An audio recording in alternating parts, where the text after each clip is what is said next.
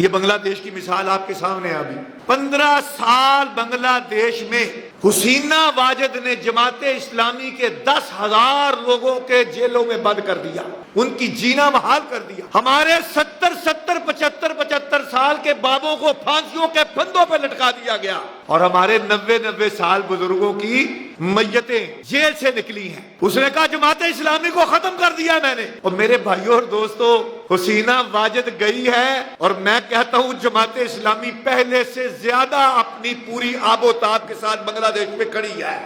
اس لیے جماعت اسلامی کو یاد رکھیے، جماعت اسلامی کی تاریخ ہے۔ جماعت اسلامی کو ختم کرنے کا خواب دیکھنے والے ختم ہو گئے، انشاءاللہ تاریخ میں نام و نشان نہیں رہے گا ان کا۔ لیکن جماعت اسلامی آج بھی اپنی پھر کہتا ہوں پوری آب و تاب کے ساتھ اللہ کی مہربانی سے اپنے نظریے اور فکر کے ساتھ جماعت اسلامی کھڑی ہے، اور اس کے پیچھے اس کا لٹریچر ہے، اس کی بنیاد اس کا لٹریچر ہے۔